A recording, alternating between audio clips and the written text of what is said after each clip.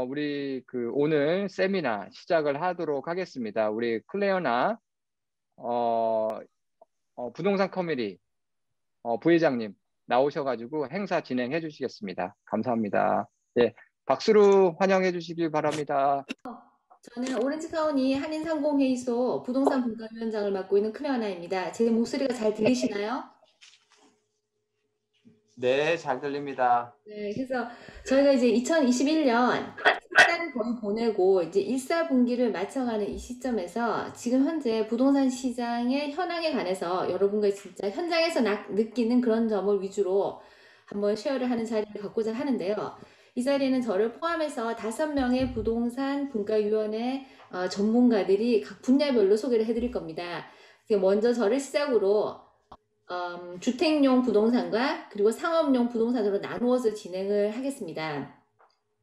저는 이제 제가 스크린을 좀 쉐어하도록 하겠습니다.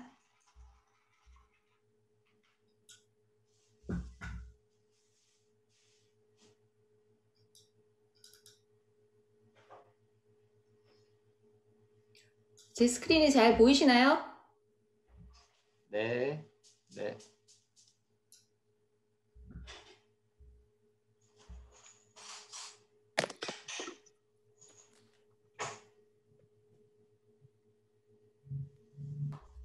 네, 그래서 저는 주로 얼바인을 중심으로 이렇게 오렌지 카운티에서 부동산 일을 하고 있고요. 그래서 오늘은 오렌지 카운티 지금 중심으로 주택용 시장에서 일어나는 그런 일을 좀 여러분하고 쉐어를 하고자 하는데요. 간략하게 제가 4가지를 요약해 설명해 드리려고 합니다. 우선 지금 현재 주택 시장의 거래량이 굉장히 폭발적으로 많이 있고요.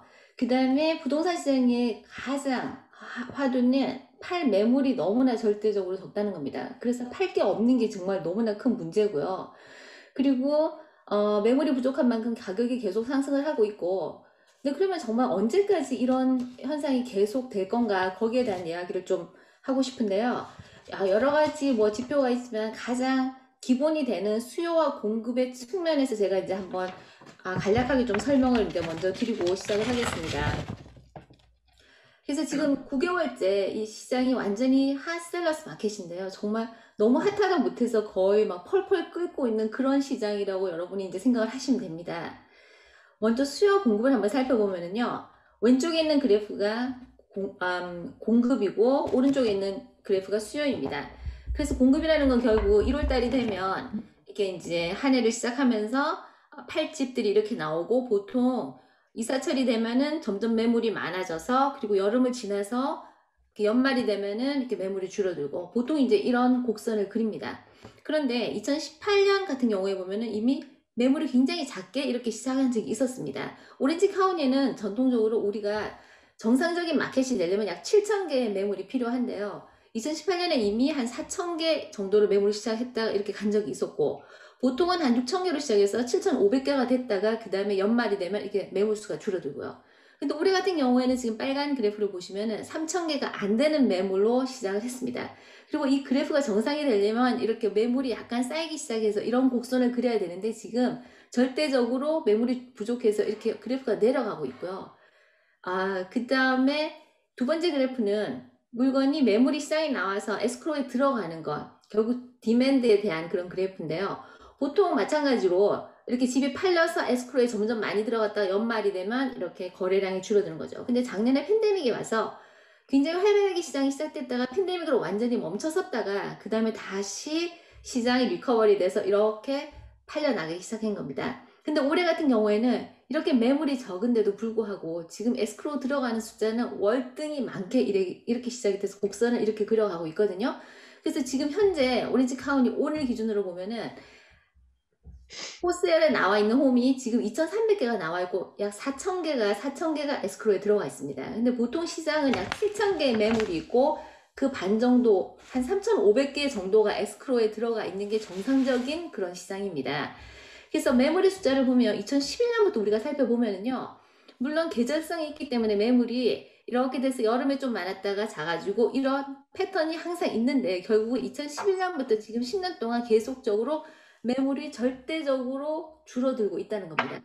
그래서 보통은 팔 수 있는 매물이 한 6개월 정도가 확보가 돼야지 그게 건강한 시장인데 지금 같은 경우는 약 1.5개월 정도의 매물밴이 지금 확보되지 않고 있습니다. 그리고 모기지 레이스 보면 2020년에 1월 달에 모기지 레이스 3.7%로 시작을 했다가 지금 점점 낮아져서 지난해 겨울에 2.65%를 기록했다가 지금 반등세로 이자율이 올라가고 있습니다. 그래서 3%가 넘었고요. 지금 오늘 기준으로 약 3.15%, 지금 30년 고정이자를 말씀드리는 겁니다. 그래서 이자율은 지금 약간 반등세를 가지만 여전히 낮은 그런 이자율을 기록을 하고 있고요. 근데 그러다 보니까 바이어가 인트레스도 낮고 그리고 팬데믹으로 많은 사람들이 집에 대한 그 퍼셉션이 이제 변한 거죠. 그래서 집이 너무나 절실히 필요해져서 모든 사람이 집을 사기를 시작한 겁니다. 그래서 아파트에서 살던 그런 퍼스트홈 바이어들은 자기 집을 다 갖고 싶어 해서 이 시장에 다 나와 있고 이미 집을 갖고 있던 사람들은 더 큰 집이 필요한 거예요. 아이들도 홈스쿨링을 하고 재택근무를 하고 등등. 그래서 업사이즈 하느라고 많은 사람들이 나와 있고 또 반면에 집을 팔아야 되는 사람들은 집을 사기가 너무 힘드니까 팔려고 했던 계획을 홀딩하고 집을 팔질 않고 그래서 매물은 점점 부족하고 플러스 여기에다가 사람들이 굉장히 이런 물가 상승이 올 거라는 그런 두려움까지 이제 겹치기 시작을 한 겁니다. 왜냐하면 정부가 이때 돈을 너무 많이 풀었기 때문에 분명히 물가가 고도로 상승할 거라는 그런 사람들의 불안감까지 합쳐져서 너도 나도 이 시장에 다 뛰어들어서 집을 사기 시작을 한 거예요. 그래서 인플레이션을 얘기를 하면은 실제로 목재값이 굉장히 많이 올랐어요, 지금. 그래서 집을 하나 짓는데 평균 목재 가격이 제 프레임을 만드는 게 35,000불이 필요한데요. 평균적으로 지금 71,000불이 됐어요, 그게. 그래서 얼바인 같은 경우 제가 이제 주로 활동하는 이 도시에서는 새 집을 많이 분양을 하는데 보통 새 집을 분양하고 한 번 릴리즈 할 때마다 한 10,000불씩을 올려요, 통상적으로.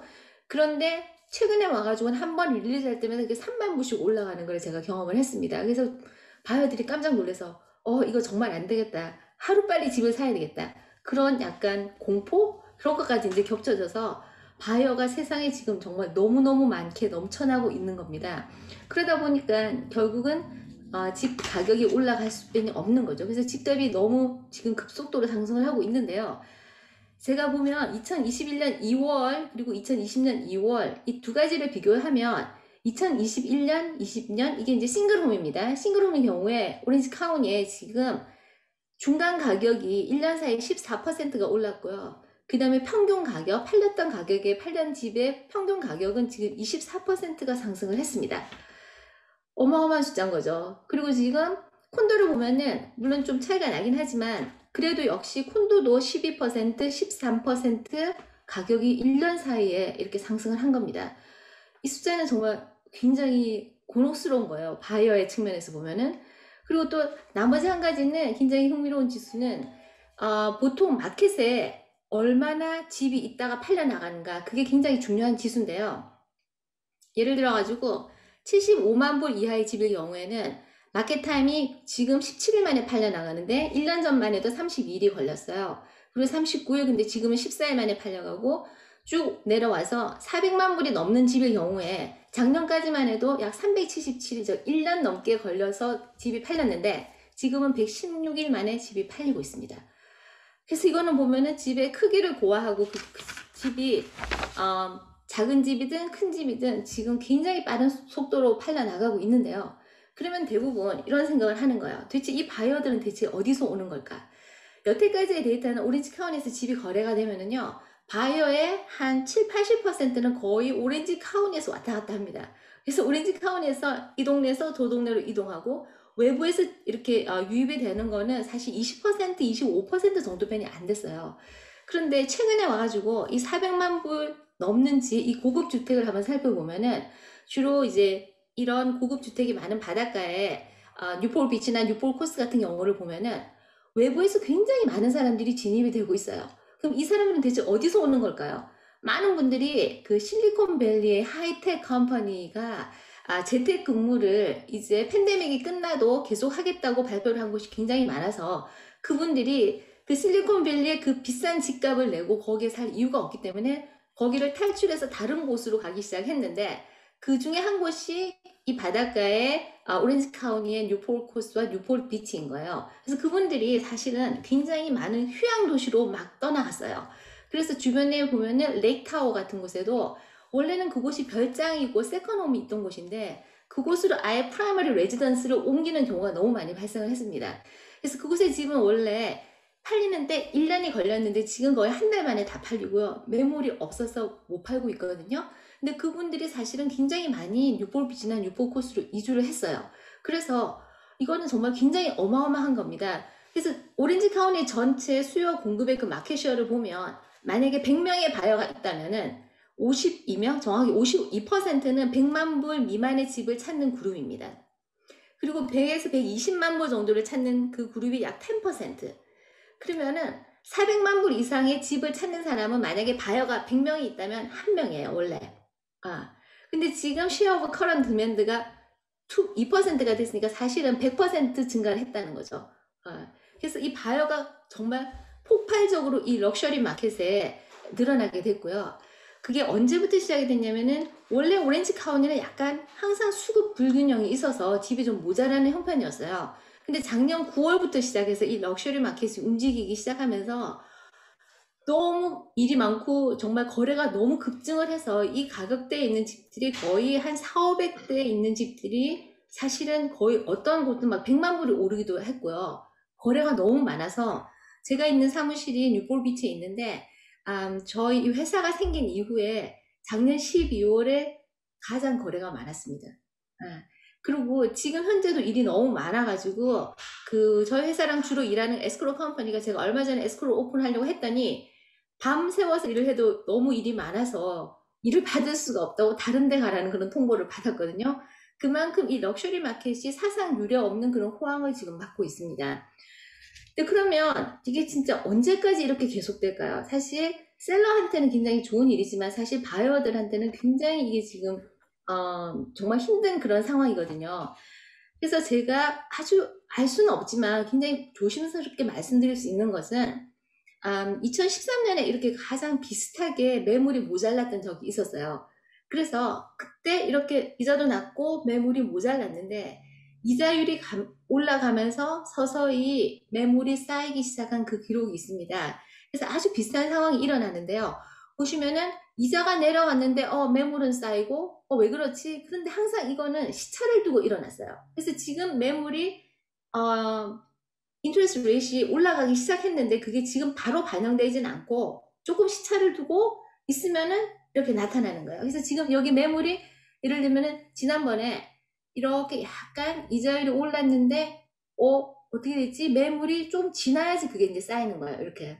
그래서 지금 이거를 보시면 이자율이 약간 올라가기 시작했고 매물은 계속 떨어지고 그래서 아마 시차를 약간 두고 매물이 조금 더 생기지 않을까 또 생겨야 되고 그래서 그거를 지금 이제 기대하고 있고요.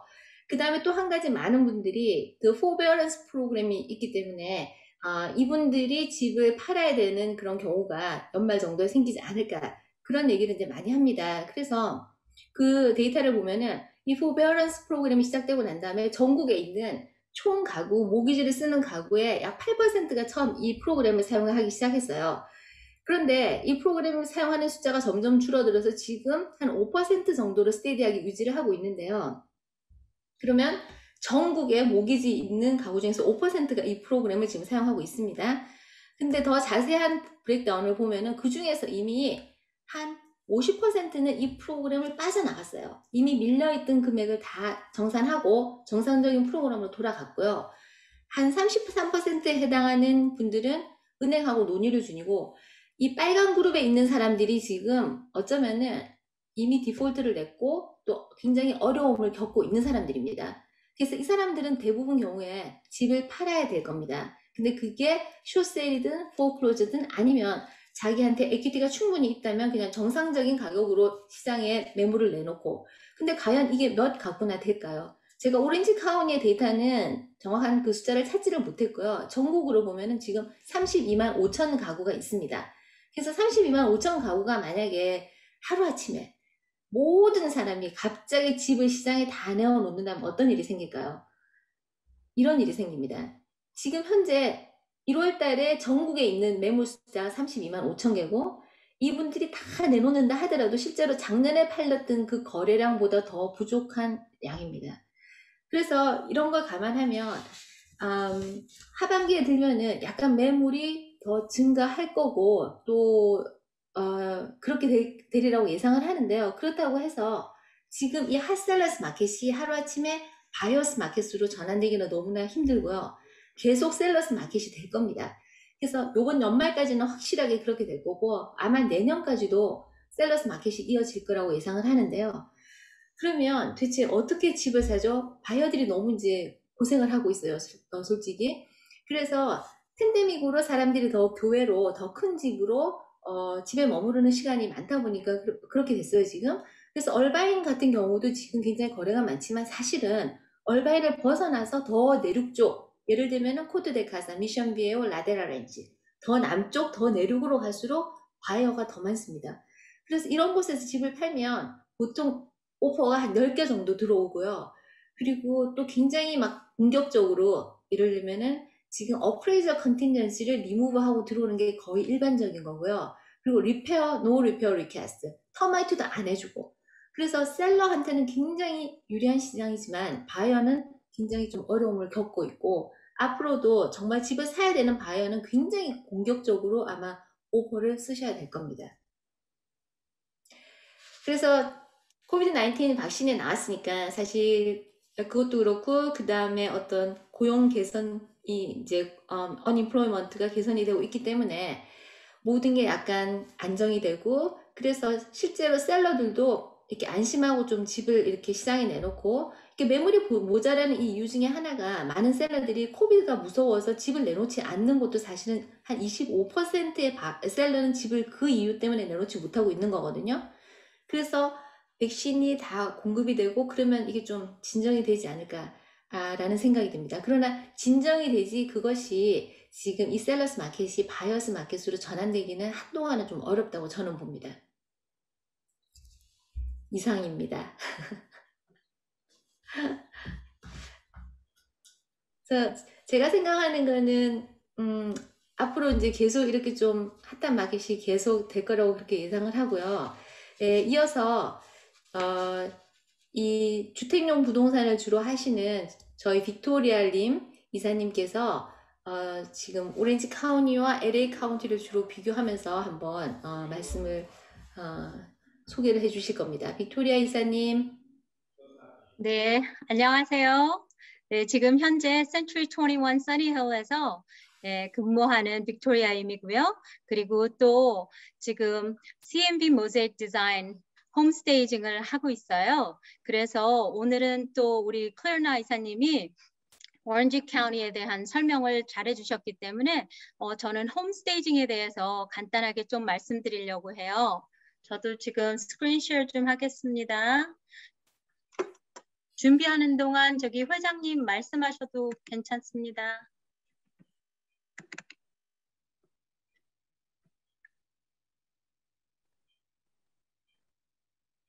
회장님 마이크 켜주세요. 죄송합니다. 제가 혼자 얘기했습니다. 아이고, 네. 우리 클라라 이사님 좋은 말씀해 주셔서 감사를 드리고요. 너무 피부로 와닿는 정보였습니다. 하여튼 새로 주택 지금 찾고 있는 분들 많은 도움이 되셨기를 바라고요. 우리 빅토리아 림 이사님, 그러면 프레젠테이션 진행해 주시면 감사하겠습니다. 네. 저 질문은 나중에 해도 되는 거죠? 질문은 이제 끝난 다음에 받도록 하겠습니다. 질문 네. 좀 적어주시고요. 끝난 다음에 받도록 하겠습니다. 네, 감사합니다. 네. 네, 여러분들 홈스테이징은 많이 들어보셨는데 어떠한 서비스인지 정확히는 많이 모르시는 것 같아요.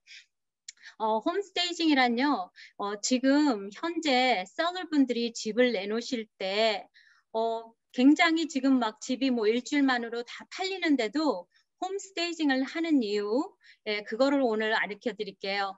그리고 지금 비용은요, 한 스퀘어 풋에서 2불에서 3불 정도 스퀘어 풋당 그렇게 나가고 있고요. 이게 가구를 한 2개월에서 3개월을 렌트를 한다고 그렇게 생각하시면 돼요.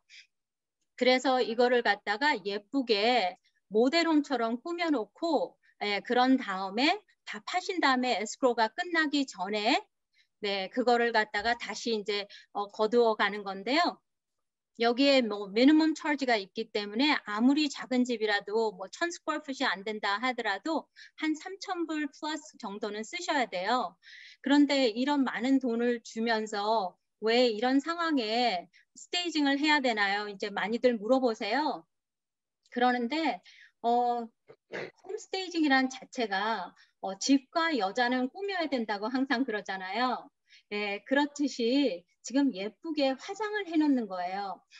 그래서 3분의 1에 지금 요즘 나온 매물들이 네, 리스팅 프라이스보다 더 많이 팔리지만 또 other 2/3는 그렇게 꼭 팔리는 상황은 아니거든요.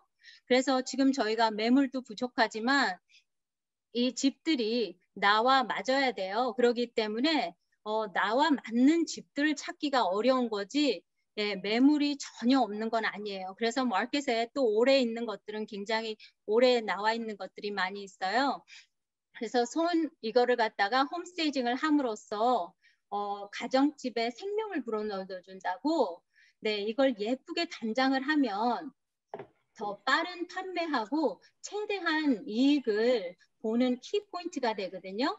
그래서 지금 현재 장점을 살리고 단점을 커버한다고 그러는데 만약에 지금 전체 이 집을 리모델링도 한 번도 안 하고 사셨던 경우 같은 데는 지금 바이어분들이 이 집을 사시면서 리스팅 프라이스보다 뭐 10%를 더 얹어서 사셔야 되는 상황이고 또 집까지 들어가서 고쳐야 되면 그 비용들이 너무 많기 때문에 스테이징을 해서 이거를 액센 컬러로 줄 경우에 많이 포커 포인트가 이 액세서리며 온 분위기로 가요.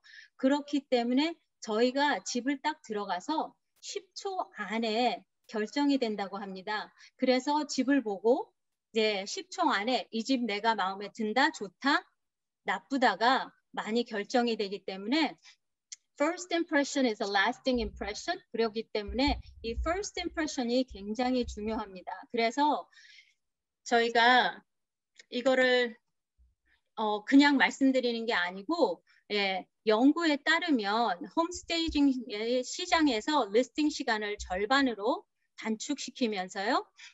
그리고 빈집이나 제대로 스테이징이 되지 않은 주택에 비해 10%에서 한 20% 더 많이 받을 수 있다고 네, 그렇게 연구 결과가 나왔어요. 그래서 지금 제가 간단하게 이거는 지금 현재 위의 집이요.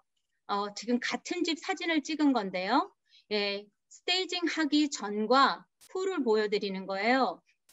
위에 나왔을 때 마켓에서 4개월 동안 나와 있었어요. 이 집이. 이것도 풀턴이고 오렌지 카운티니까 꽤 잘 팔리는 좋은 동네였는데 이게 지금 현재 보시면 이게 들어오자마자 formal living room이거든요. formal living room하고 다이닝 룸하고 연결이 되어 있는데 굉장히 집을 많이 치워 넣으셨어요. 짐도 많이 빼시고 클러터도 다 없애셨지만 그래도 뭔가 부족해서 4개월 넘게 안 팔리시고 셀러분께서 더 이상 안 파시겠다고 마켓에서 내린 매물이에요.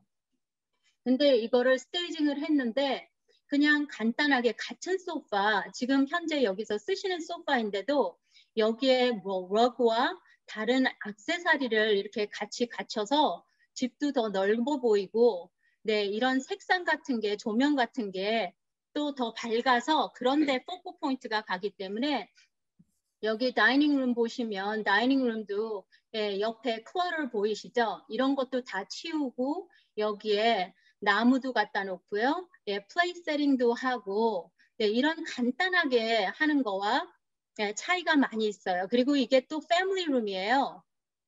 근데 전체 가구 다 없애시고 가구를 다 거라지에다 갖다 놓으시고 이렇게 넓게 보이려고 공간을 해 놓으셨는데 거기에도 소파가 들어가고 앞에 포멀에 있었던 피아노도 뒤로 옮기고요.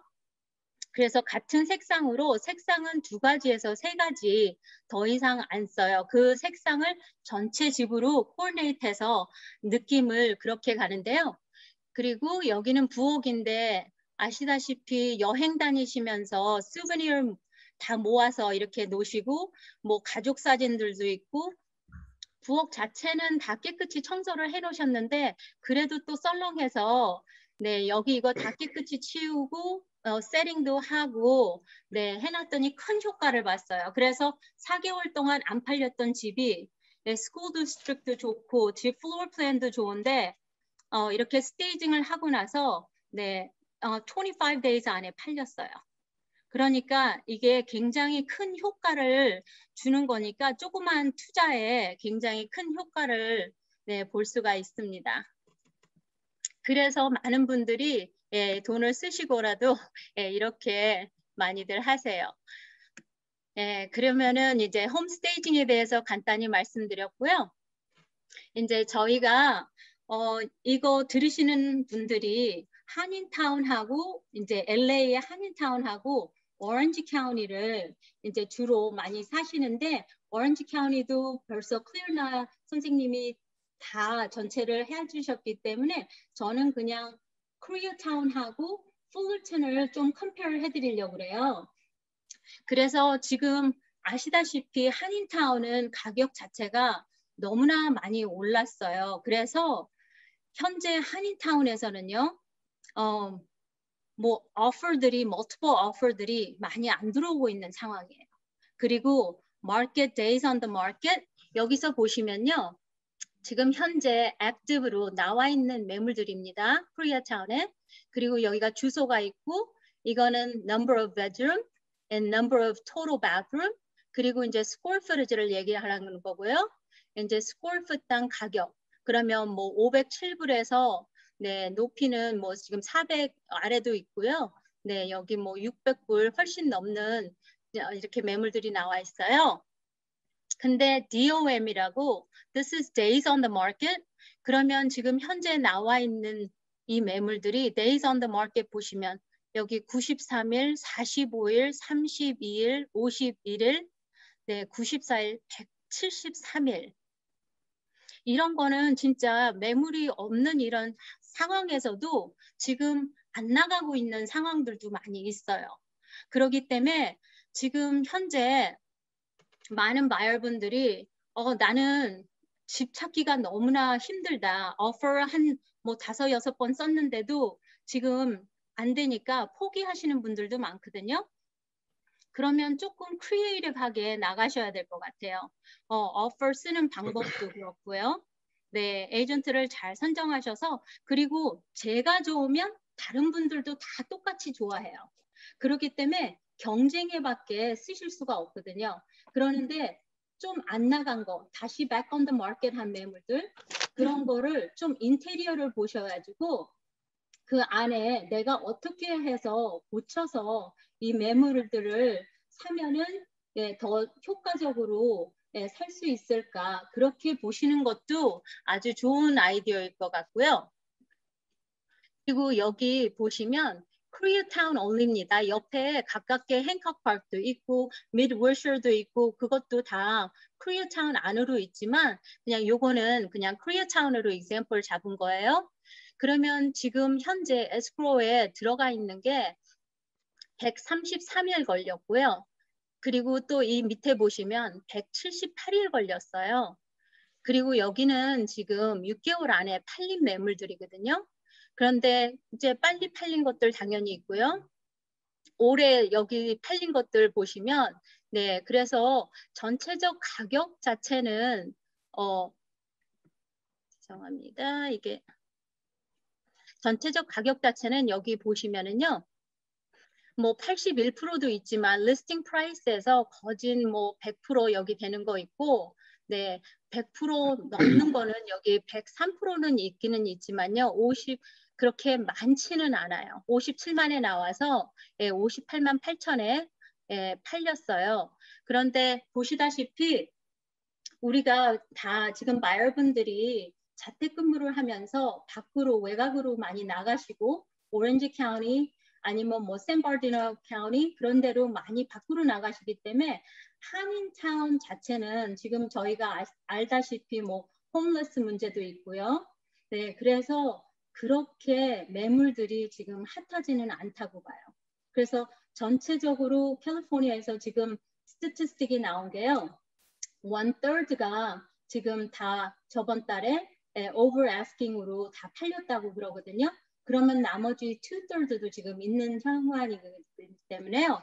지금 보시면 풀루층 같은 경우에는 네, 훨씬 더 액티비티가 굉장히 많아요. 이거는 좀 제가 자그마한 매물들을 지금 너무 리스트가 많아서 네, 지금 이렇게 보여드리는 건데 이런 거 말고도 지금 여기 팔린 거를 보시면 어딘다 가격은 108%까지 지금 팔린 게 네, 올라가고 있어요. 그렇기 때문에 네, 지금 여기는 그냥 스타트 포인트 리스트가 너무 길어서 스타트 포인트만 제가 포커스를 해드렸는데 오렌지 카운티는 훨씬 더 빨리 더 많이 높이 팔리고 있는 게 지금 현재 상황입니다. 네, 감사합니다.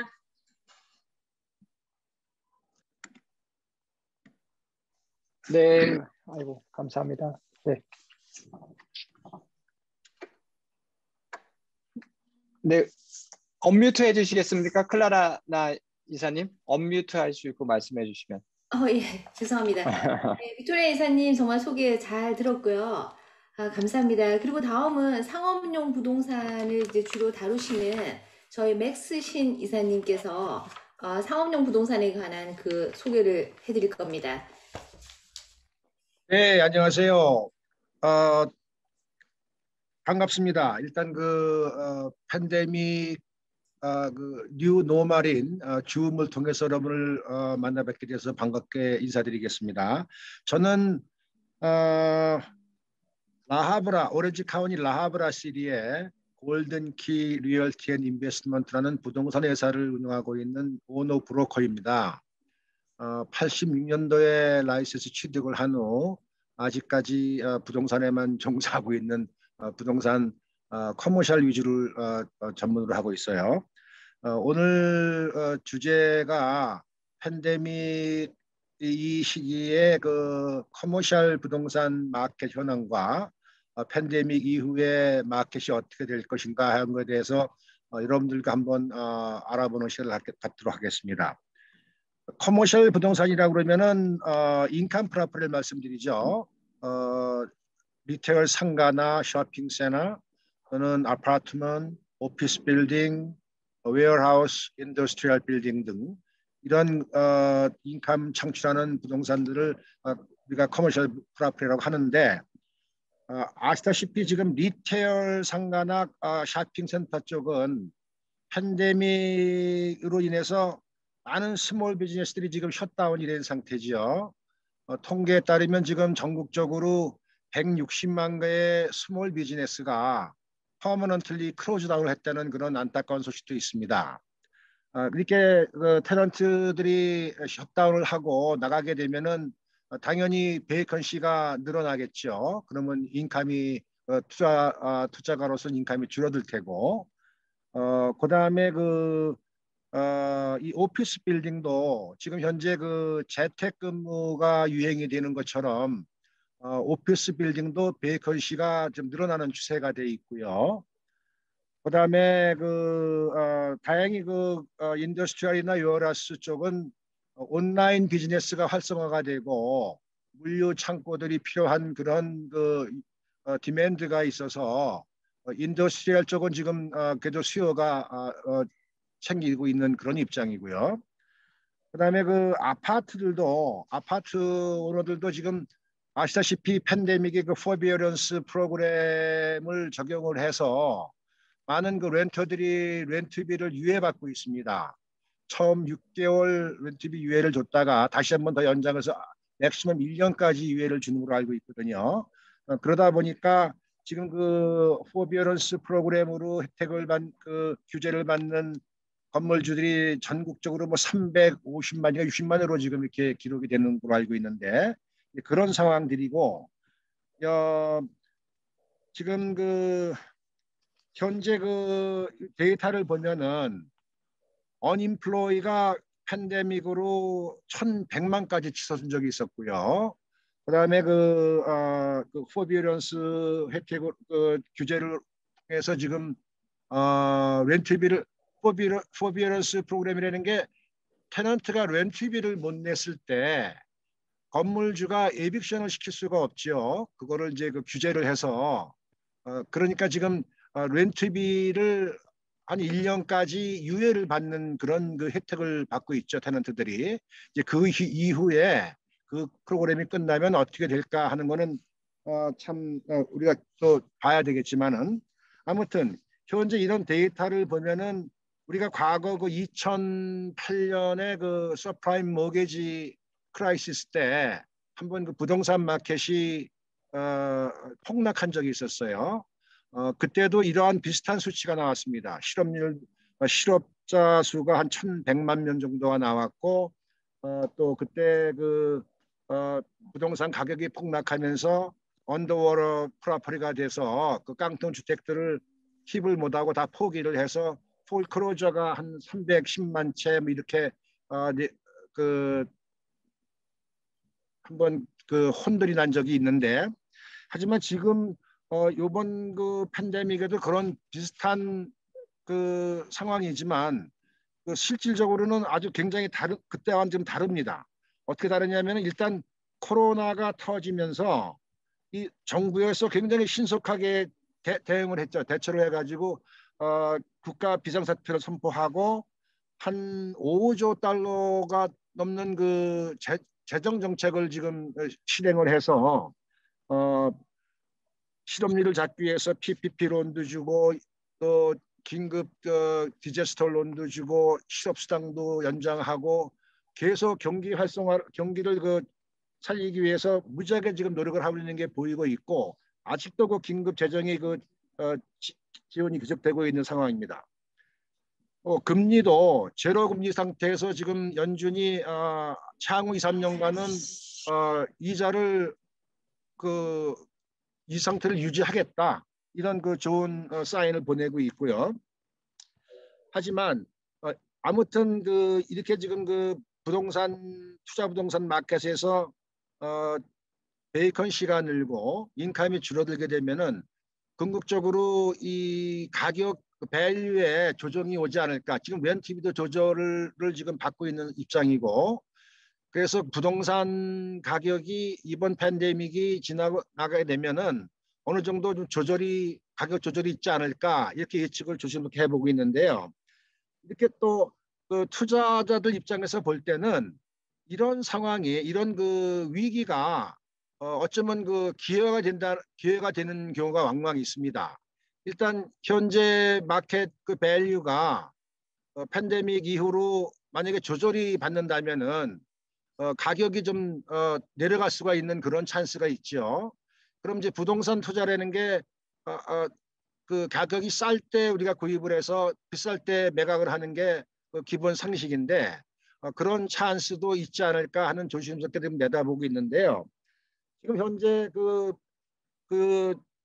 풀린 돈이 뭐 5조가 넘는데 그 많은 분들이 지금 실탄들은 지금 다 가지고 계신 분들이 많아요. 충분한 실탄을 가지고 있는데 요 팬데믹이 지나서 어떤 그 조정 국면이 생기면은 투자할 수 있는 기회도 생기지 않을까 그렇게 조심스럽게 보고 있고요. 지금 그 앞으로 전망은 제가 지금 그 보는 관점은 백신이 성공적으로 이제 그 투약이 되고 지금 한 7월까지 백신을 다 투약을 한다고 생각을 하고 있고 그게 이제 집단 면역이 형성돼서 다시 비즈니스가 정상적으로 오픈이 되고 그러면 그 유동 자금들이 이제 소비를 또 향상시키고 또 실물 경제가 지금 살아나고 이렇게 되면은 현재 부동산 밸류는 어떻게 보면 그 보합세를 유지하거나 아니면은 그래도 그렇게 크게 그 가격 조정을 받을 것 같지 않는 그런 느낌이지만 아무튼 지금 그 커머셜 투자 그 하신 분들은 지금 아주 불안하고 좀 불안정한 상태지만 요 팬데믹이 성공적으로 우리가 그 지켜나가고 또 비즈니스가 활성화돼서 실물 경제가 살아나면은 실업자 수도 줄어들 거고 또 그렇게 되면은 또 이 최저 금리를 유지가 된다면은 투자에도 상당한 그 좋은 사인 되지 않을까 이런 관점에서 저는 그 전망을 좀 긍정적으로 보고 있습니다. 그러니까 우리 그 투자하실 분들은 특히 그 소상공인들 입장에서는 그 좋은 그 혜택이 있죠. SBA 론을 통해서 10% 정도 다운을 하시고 그 90% 론을 해서 할 수 있는 걸 레버리지를 사용할 수 있는 그런 좋은 기회가 되니까 아무튼 모쪼록 이 코로나 시기에 좀 더 견디시고 비즈니스가 활성화돼서 여러분들 비즈니스가 다시 정상 궤도로 올라가고 또 그 투자 부동산에 또 투자할 수 있는 그런 여유가 생길 수 있도록 열심히 기원하겠습니다. 이상입니다. 감사합니다. 이사님 감사합니다. 좋은 말씀 정말 잘 들었고요. 다음은 저희 제시 조 이사님께서 상업용 부동산 융자에 관해서 소개를 해드릴 겁니다. 이사님. 네, 안녕하세요. 네, 저는 지난 20년 동안 커머셜 랜딩만 했어요. 저 대학교 졸업하고 20년 동안 계속 커머셜 랜딩 하면서 SBA도 하고 커머셜도 하고 비즈니스 디벨롭먼트, 언더라이팅, 또 세컨더리 론, 그러니까 여러 방면에서 커머셜 랜딩을 하다가 3년 전에 남편이 커머셜 부동산을 하거든요. 그래서 한번 이제는 랜딩을 오래 했으니까 그 노하우로 커머셜 리얼 에스테이트를 조인해서 또 종합적인 커머셜 리얼 에스테이트 컴퍼니를 키워보자는 목적으로 나와서 3년 동안 종합적으로 커머셜 리얼 에스테이트, 레지던셜 리얼 에스테이트, 그 랜딩, 론 브로커리지까지 이렇게 저희가 서비스를 프로바이드하는 CPGI라는 회사에 지금 제가 Chief Marketing Officer로 일하고 있고요. 그래서 지금 맥스 이사님이 바톤을 잘 해주셨는데 마지막에 SBA 론으로 이제 끝을 내셨는데 커머셜 랜딩은 진짜 부동산에 뗄 수 없는 게 론이잖아요.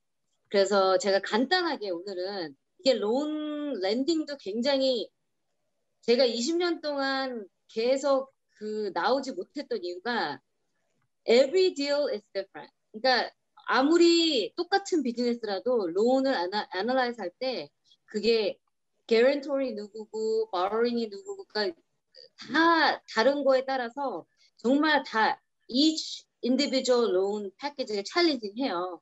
그렇기 때문에 정말 항상 배우는 마음으로 했고요. 그래서 그 많은 복잡한 거를 5분, 7분 안에 설명해드릴 수가 없기 때문에 제가 간단하게 베이식스로 시작을 해서 그리고 정말 중요한 게 뭔지 어떤 방향으로 론을 접해서 은행에 준비를 해야 되는지 그런 거를 제가 약간의 노하우를 좀 드리고 그리고 제가 케이스 스터디로 마무리를 할게요. 그러니까 basically 그 커머셜 랜딩은 이제 기본적으로 우리가 생각했을 때는 SBA랑 커머셜 컨벤셔널 커머셜 론을 생각을 할 수가 있잖아요. 근데 SBA는 정말 그 small business owner, owner user을 위한 정부에서 혜택을 주는 프로그램이에요. 그러니까 내가 비즈니스를 위해서 건물을 사기 위한 목적으로 내 그 건물 안에 51% 어큐파이를 해야 돼요. 그게 어큐파이가 안 되면은 SBA를 받을 수 없어요. 그리고 SBA도 비즈니스 애쿼지션 론이 있고 또 커머셜 리얼 에스테이트 론이 있는데 저는 이제 부동산이니까 리얼 에스테이트 론으로 포커스를 할게요. 그래서 SBA 론도 7A 프로그램이 있고 504 프로그램이라는 게 있어요.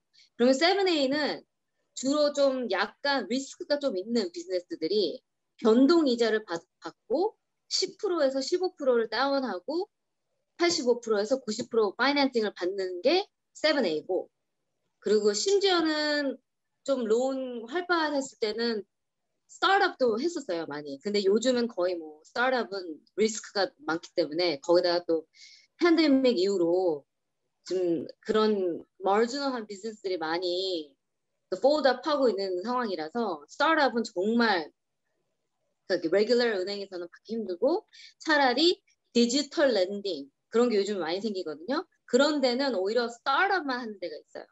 근데 그런 경우는 이자가 굉장히 높죠. 그래서 예를 들어서 뭐 8%, 9%까지도 갈 수 있고 또 fee도 high하고 그러니까 거의 car loan보다 약간 better 그렇게 생각하시면 되는데 이제 regular conventional loan의 7A는 말씀드린 것 같이 10 to 15% down payment 그러면 그렇게 해서 건물을 살 수가 있잖아요. 그러면은 주로 3년 변동 이자를 줘요. 그러면 3년 후에 다시 또 리파이낸스를 하셔야 돼요. 근데 이제 이거를 amortize를 한다는 거를 25년을 해준다는 거는 25년을 나눠서 breakdown해서 페이먼트를 줄여서 대신에 뭐 term을 뭐 3년이면 3년, 5년이면 5년, 7년 이게 다 이 융자의 프로덕트 따라서 다르거든요. 그래서 그런 프로그램이 있고 conventional loan은 51% occupi를 안 해도 내가 투자를 위한 거 아니면은 내 비즈니스를 위한 건물을 살 때 할 수 있는데 주로 그냥 regular 은행에서 할 경우에 거의 다운페이를 35%에서 40% 심지어 50%까지를 요구를 해요. 거의 그냥 커뮤니티 뱅크 차원에서는 아니면은 아주 큰 랜더들을 갔을 경우에는 큰 랜더들은 specific department이 있어가지고 owner user real estate financing 그러면 한 25% 다운 할 수 있는 그런 프로그램이 있고 아니면은 뭐 construction lending은 뭐 specific이 있다. 그러니까 이게 어떤 은행에 내가 어떤 목적으로 이 건물을 사고 어떤 이유로 은행 론을 받는 거에 따라서 어디 은행을 가는 거에 결정이 되는 거거든요. 그래서 그거에 대한 노하우는 내가 컨슈머로서는 알 수가 없어요 도대체. 그렇기 때문에 제가 레커멘드 하는 거는 충분한 론 오피서이면 론 오피서 아니면 론 브로커면 론 브로커를 통해서 충분히 대화를 나누고 내가 이 융자에 대한 경험이 없다. 그럼 충분한 대화를 나누고 패키지를 만드는 게 굉장히 중요해요. 그래서 또 예를 들어서 내가 이 건물을 이제는 내가 3년, 5년 동안 비즈니스를 잘 키워왔는데 이 건물을 살 때가 된 것 같아요. 근데 이 건물을 사는데 어떤 론이 필요할까? 근데 내가 비즈니스를 할 때는 자금이 되게 중요하잖아요. 운영 자금이. 근데 내 운영 자금이 많지가 않고 다운페이가 적어요. 그러면은 SBA를 생각을 하시는 게 좋을 것 같고요. 근데 나는 SBA를 하게 되면은 캐시플로가 인컴 텍스를 많이 보고 인컴을 보고 많이 안 했기 때문에 조금 마지널한데 그럴 경우에는 어떡하죠? 그러면은 어쩔 수 없이 변동이자 쪽으로 7A 론으로 가게 되는 상황이 될 것 같고 근데 저는 진짜 변동이자는 불안해서 못하겠어요. 그러면은 이제 5-4로 가는데 5-4로 가게 되면은 뭐가 단점이냐 10년의 고정 이자를 받을 수가 있어요. 굉장히 지금 5-4 레이트 굉장히 로우해요 지금. 근데 단점은 내가 정말 이 건물에서 오랫동안 비즈니스를 할 커미트먼이 있어야 돼요. 왜냐하면 미니멈 10년 프리페이먼트 페널티가 적용이 되거든요. 그건 무슨 말이냐?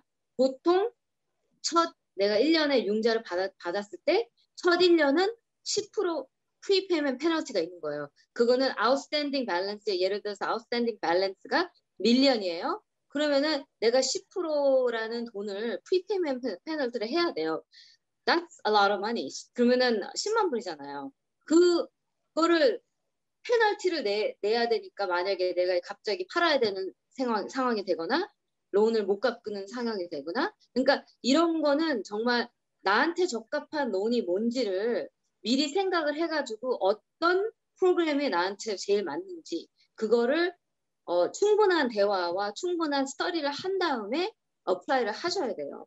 그리고 제가 굉장히 이제 아쉬운 거는 스몰 비즈니스 오너들은 내가 운영 자금을 아무래도 처음에 이제 업그레이드 하기 위해서는 많이 필요하기 때문에 인컴 보고를 많이 안 하시려고 그러거든요.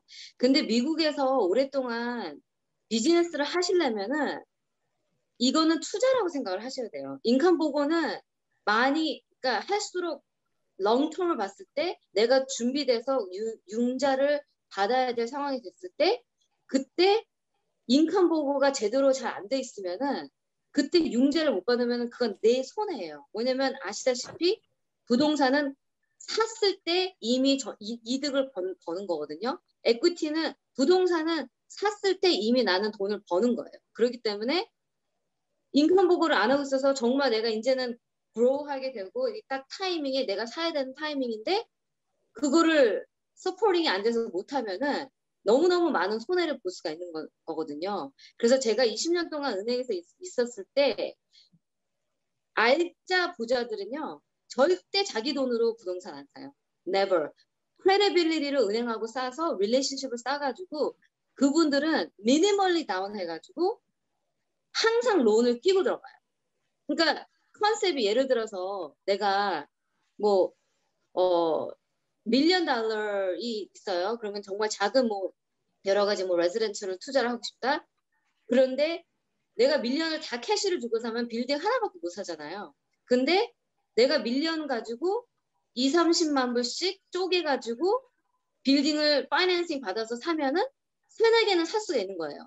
그렇게 되면은 갑자기 내 릴리스테이트 폴폴리오가 늘어나고 근데 그렇게 하려면 뭘 해야 되냐? 인컴이 받쳐줘야 되잖아요. 근데 그거를 인컴 보고를 안 하시고 계셨을 때 전 이사님들 말씀해 준 것처럼 이 기회가 올 때 그게 준비가 안 됐으면은 파이낸싱이 안 되기 때문에 못 잡는 거예요. 그렇기 때문에 미국에서는 파이낸싱이 굉장히 important tool. 그래서 이 론을 어플라이를 할 때 중요한 거는 number one, purpose가 내 목적이 뭐냐. 목적을 내가 예를 들어서 이퀄맨을 필요해서 이퀄맨 론을 하는데 이퀄맨 론은 5년에서 10년 많이 해봤자 그렇게 파이낸싱을 하는데 이퀄맨을 살려고 뭐 롱텀 론을 그렇게 받거나 25년 아모니테이션을 받거나 아니면은 3, 4년 짧은 론을 받진 않잖아요. 그러니까 그런 것 같이 은행에서는 그 purpose를 굉장히 중요하게 보기 때문에 왜 이 은행 론을 어플라이를 하고 있냐. 그 purpose를 정확히 내가 이해하고 알아야 되고요. 그리고 애플리케이션 패키지를 할 때 내 비즈니스가 어떤 비즈니스인지 자세히 비즈니스 디스크립션을 자세히 잘 쓰고 히스토리, 지금 현재 넘버 오브 인플로이 몇 명 있고 비즈니스 오퍼레이션에 대한 거, 벤더 리스트는 누구고 우리 클라이언트 리스트는 누구고 그런 걸 아주 자세히 잘 쓰고 그리고 운영자의 레즈메, 매니지먼트 레즈메, 내 그 익스피리언스가 얼마나 됐고 이 비즈니스를 운영하기 위해 얼마나 케이퍼블한지 그런 거 쓰고 그리고 론 애플리케이션에 보통 분들은 나 모르는 거니까 대충 쓸래. 그래서 엠티하게 하시는 분들이 많아요. 근데 그렇게 되면은 진도가 더 느려지고 그리고 론 오피서들이 자꾸 퀘스천을 하게 더 만들어요. 그러니까 론 오피서들이 자꾸 잘 몰라서 왜냐면 처음부터 애플리케이션이 잘 안 들어와서 자꾸 퀘스천을 만들게 되면은 이 론 오피서들도 준비된 분들한테 더 이렇게 좀 그러니까 론을 드리려고 그런 기분이 나지 준비가 안 돼 있는 상태에서 이것저것 물어봤을 때 좀 더 퀘스천이 나오고 그러면은 더 이 시간을 끌게 되는 웨이스트 오브 타임이 되거든요. 그렇다고 해서 그 론 오피서이 내 론만 하고 있는 게 아니잖아요. 그렇기 때문에 정말 완벽한 패키지를 퀘스천을 물어볼 수 없이 내가 이걸 봤을 때 충분히 이 borrower가 비즈니스에 대한 정보가 참 알차게 정말 잘 들어있는 거를 선호를 해요. 그러니까 그렇게 처음부터 잘 넣으시는 것도 되게 중요하고 그리고 또 한 가지 중요한 거는 이 서류. 이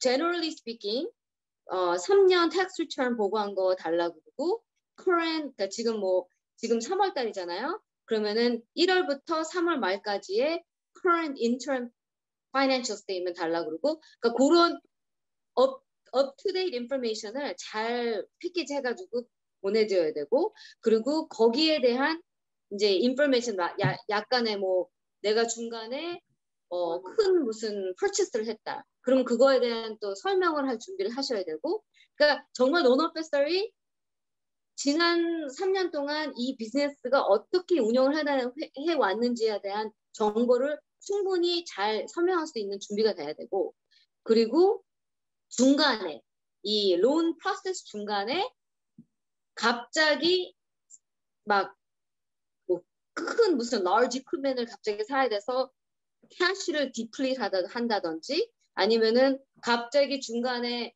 예기치도 않았던 뭐 건물을 그냥 갑자기 사버린다든지, 지금 딴 론 하고 있는데, 그렇게 중간에 한 론을 하는 중간에 굳이 그런 필요가 없는 이상 중간에 너무 그 인컨시스텐트한 파이낸셜 디시전을 하시면은 론이 중단될 수가 있어요. 왜냐면은 이 패키지를 봤을 때 히스토리컬하고 업투데이트 인포메이션 했는데, 갑자기 진행 상태에서 이런 important large financial decision을 loan officer한테 얘기 안 하고 하게 되면은 거의 끝날 때쯤에 다시 한번 리뷰를 했을 때 이 인포메이션이 애플리케이션과 현재와 다르면은, 그러면은 어프로브가 안 날 수도 있어요. 그럼 그게 뭐가 나한테 안 좋으냐?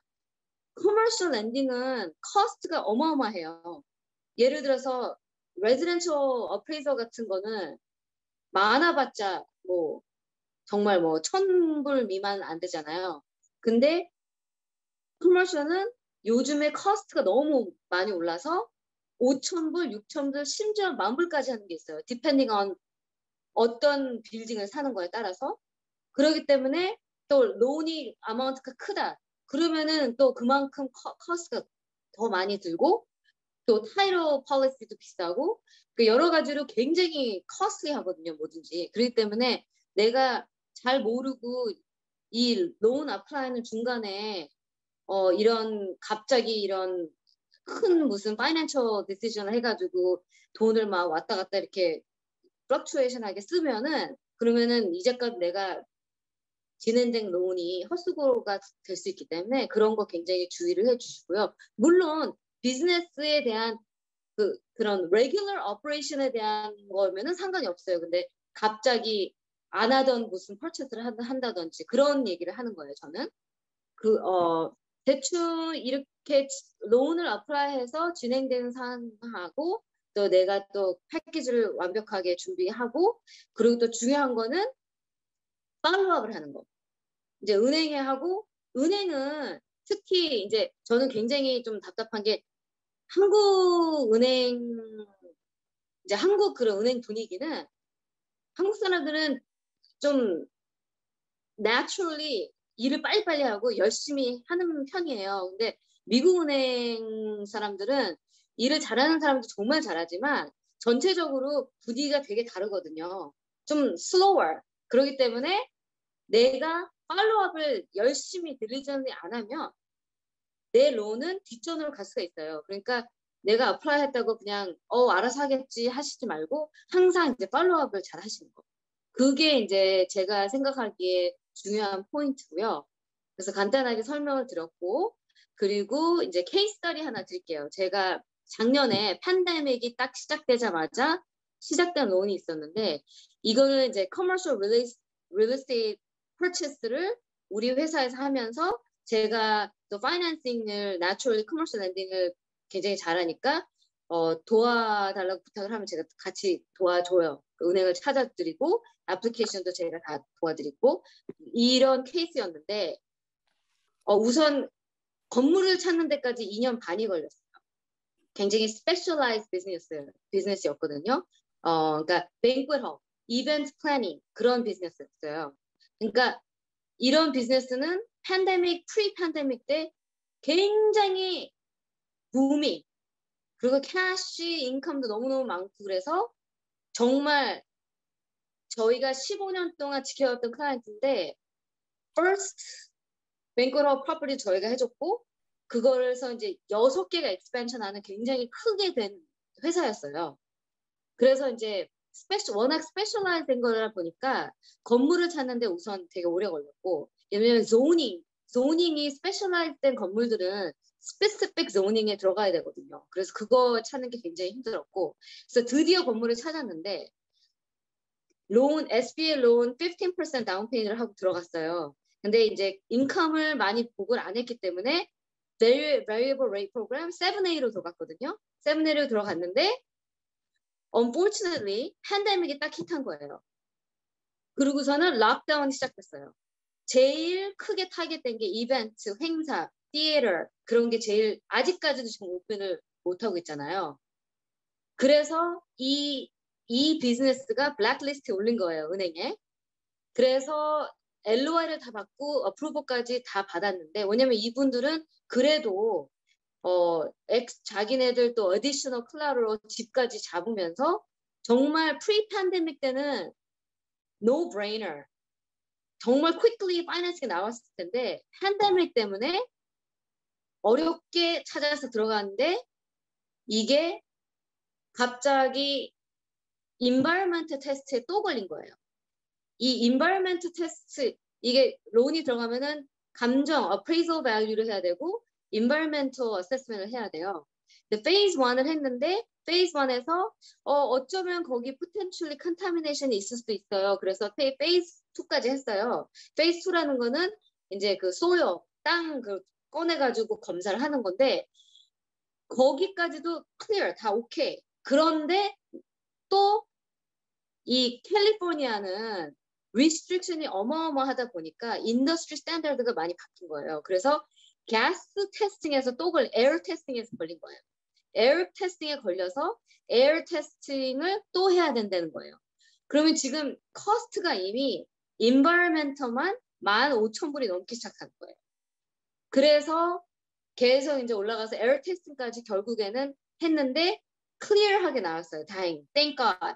그런데 이 기간이 5개월이 넘은 거예요. 5개월이 넘다 보니까 이 은행에서는 prolonged 락다운이 있다 보니까 이 banquet hall이라는 이 비즈니스가 되게 리스키하고 nervous 된 거예요. 그래서 결국에는 다 해준다고 이 어마어마한 커스트까지 다 냈는데 은행에서 디클라인이 나온 거예요. 그래서 우리는 이 디클라인 나오는 것까지도 이제 싸우다 끝까지 싸우고 다른 은행 진짜 한 10군데를 다 셔퍼런 해가지고 한 해 만에 이 터그가 있다가 결국에는 7개월째 클로징을 했어요. 했는데 어떻게 했냐? Seller carry note를 한 거예요. 그게 뭐냐? 은행에서 파이낸싱이 안 되니까 셀러는 그러면은 우리가 이 락다운이 끝날 때까지 너한테 2년 정도 론을 우리가 줄게. 그러니까 오너 론이에요. 그러니까 건물주가 론을 주는 거예요. 그래서 다행히 그 건물주가 motivated to sell. 그러니까 내가 이거를 팔고 싶어하는 마음이 굉장히 간절했기 때문에 5% 굉장히 낮은 거예요. 셀러 캐리 노트는 주로 근데 5% 주고 3년까지 줬어요. 3년까지 주고 그래서 우리 클라이언트가 잘 이제 에스코가 7개월 만에 클로징이 됐어요. 이때 이 케이스 스터디가 팬데믹에서 제일 적절한 케이스 같아서 제가 말씀을 드린 거고요. 그래서 이 랜딩이라는 거는 은행에서 내가 필요한 돈을 당연히 줘야 된다고 생각하지만 그렇지가 않아요. 준비된 사람들한테만 주는 거고 그리고 또 인더스트리에 맞게 그 은행들도 비즈니스이기 때문에 리스크가 로우한 거에 최대한 좋은 조건을 주는 거고 그러니까 리스크가 높으면은 내가 그만큼 higher cost, higher 또 이런 조건이 최대한 조건이 아니고 정말 안 좋은 조건일 수도 있고 하지만 내가 최대한 좋은 조건으로 용자를 받으려면 내가 그만큼 미리 준비를 하고 사전에 공부를 해서 어떤 은행에 적합한 이 패키징인지 그것도 은행마다 다 다르거든요. 어떤 은행은 호텔 론만 스페셜라이즈하고 어떤 은행은 인더스트리얼을 굉장히 스페셜하고 그러니까 그런 거를 잘 아시고 그 맞는 은행에 또 어플라이를 하셔야 돼요. 그래서 모든 분들이 잘 준비를 잘 하셔서 은행 론을 최고의 조건을 받아서 번창하시기를 바랍니다. 감사합니다. 고맙습니다. 제시 이사님 너무 고생 많으셨네요. 감사합니다. 진짜 정말 고생 많으셨네요. 네, 3년 했어요. 3년. 네, 그래도 다음에 클로징 하셔서 너무 축하드려요. 뒤늦게지만. 네, 다음은 이제 마지막 분인데요. 찰슬리 이사님, 이제 CNT 프로퍼티의 CEO로 계시는 찰스 이사님의 그 프로퍼티 매니지먼트에 관한 소개를 받도록 하겠습니다. 이사님. 여보세요. 잘 들리십니까? 네. 네, 안녕하세요. 저는 CNT 프로퍼티스를 갖다가 운영하고 부동산 투자를 갖다가 하면서 프로퍼티 매니지먼트 갖다가 같이 하고 있는 찰스 리입니다. 제가 오늘 스피치는 좀 빨리 끝내도록 하겠습니다. 왜냐면 지금 8시가 넘어가지고서는 시간이 많이 진행됐는데 일단은 제가 오늘 얘기하고 싶은 건 뭐냐면요. 제가 작년 5월 달에 4인의 아파트를 갖다 하나 이제 살 기회가 돼가지고서는 저도 아파트 유닛에서 이번에 처음 투자하는 거였었어요. 네, 다른 부동산은 투자를 갖다가 해봤었는데 이 아파트 유닛을 이제 처음 투자는 하는 거라서 이제 제가 이제 좀 되게 신중하게 이제 이걸 갖다가 이제 보고 있었었는데 어느 날 이제 지인한테서 연락이 왔어요. 네, 우리 부동산 에이전트한테서요. 잠깐만요. 지금 보고 계시는 프로퍼티스가 로스앤젤레스 카운티에 있는 프로퍼티인데 이게 이제 빌딩 사이즈가 3,750 스퀘어핏이고요. 라 사이즈가 7,500이고 2007년도에 지은 건물입니다. 예, 그리고 LACD 렌트 컨트롤이 없어요. 네, 그래서 좋습니다. 네. 캘리포니아 렌트 컨트롤이 있어가지고서는 LSE 렌트 컨트롤만 그렇게 까다롭지는 않습니다. 그리고 제가 작년 5월 2020년도 이걸 갖다가 이제 구매를 했습니다. 네. 자, 이거를 갖다가 이제 asking price가 79만 9천 불이에요. 네, 이게 좀 싸게 나온 매물이라서 이걸 갖다가 이제 구입을 하게 됐는데. 사실 asking price보다 이제 가격이 더 오버로 이제 이게 팔렸어요. 왜냐면은 시세보다 가격이 싸게 나와가지고서는 이제 딜을 해가지고서 했는데 사실 이거 내용이 그렇게 좋지는 않았어요. 왜냐면은 이 매물이 인사이드 컨디션이 별로 안 좋았습니다.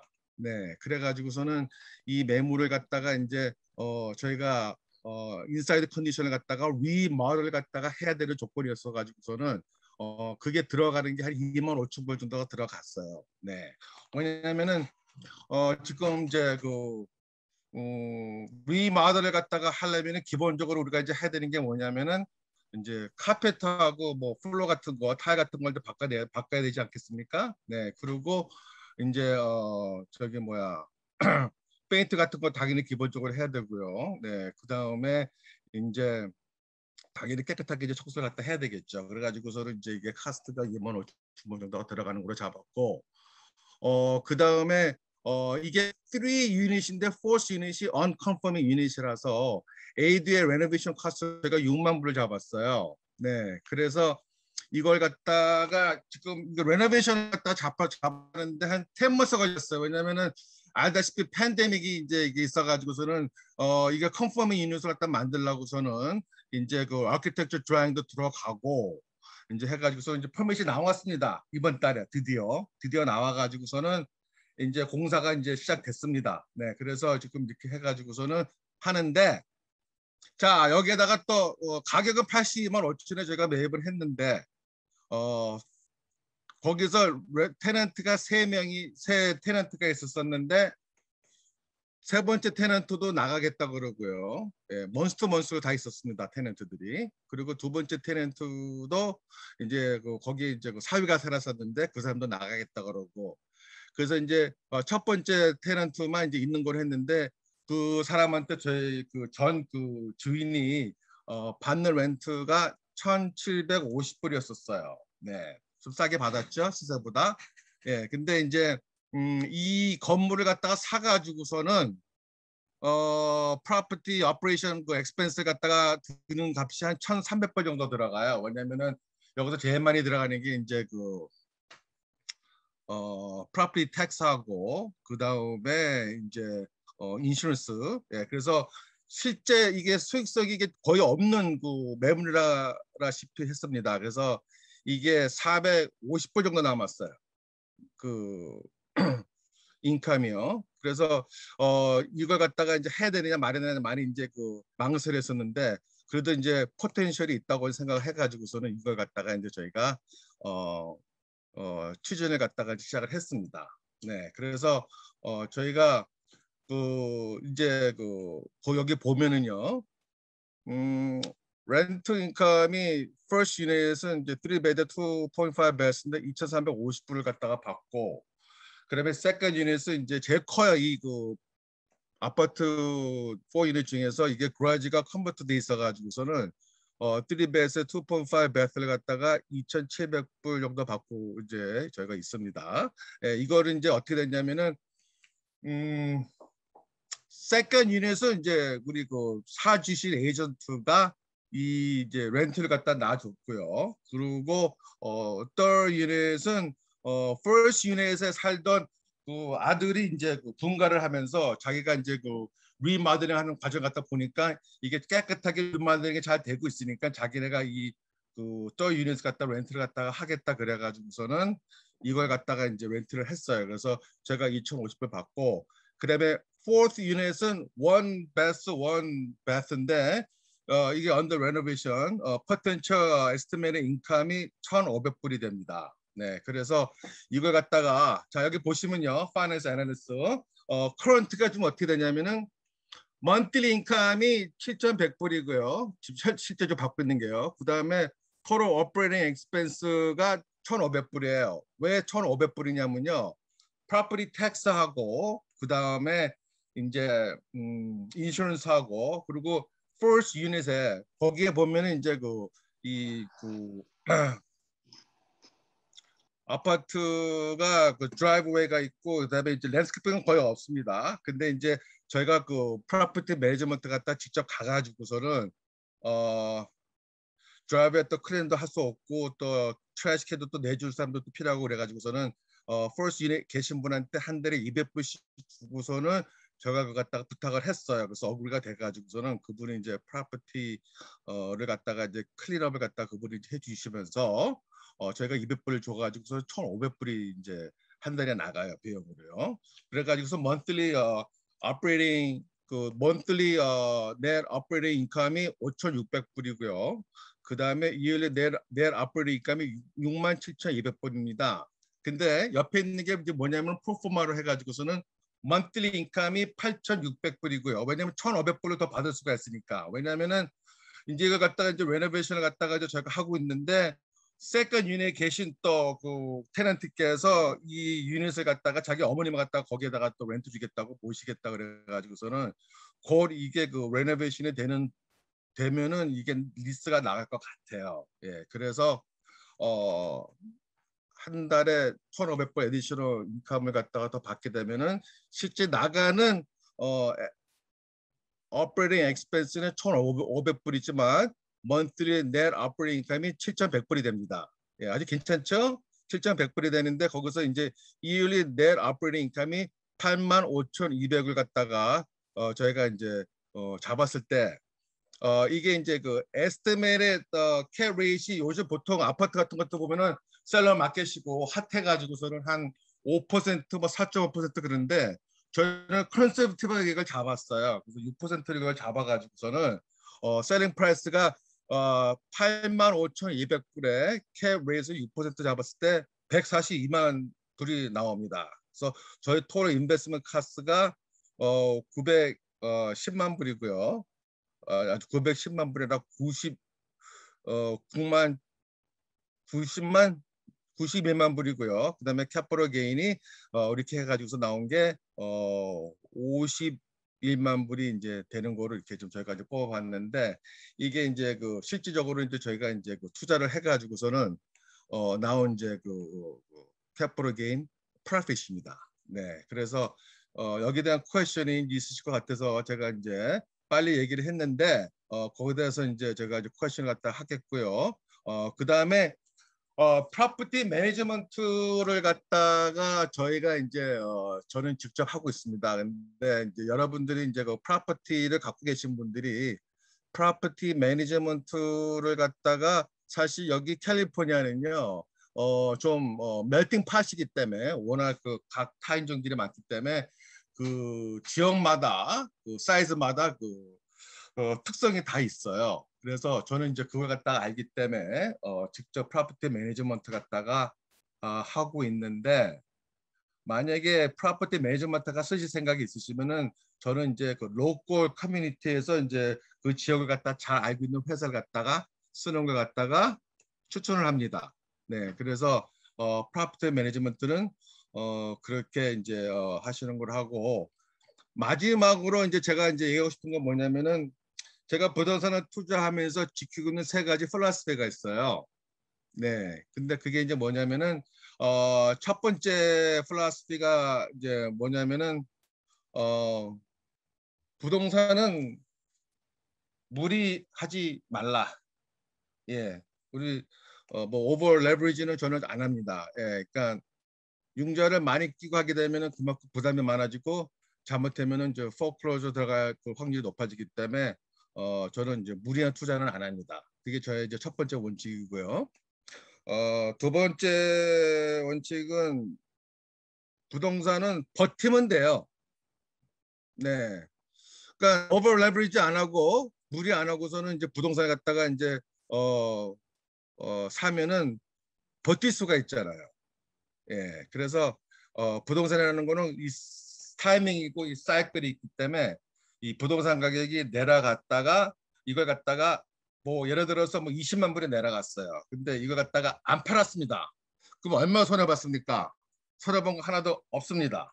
네, 그런 식으로 부동산은 그 다음 사이클은 그 전보다 더 올라가기 때문에 부동산은 버티면 된다고 저는 보고요.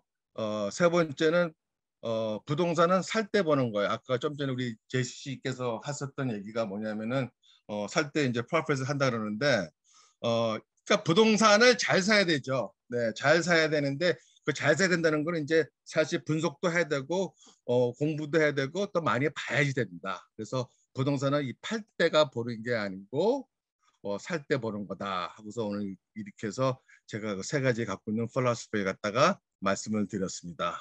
네, 감사합니다.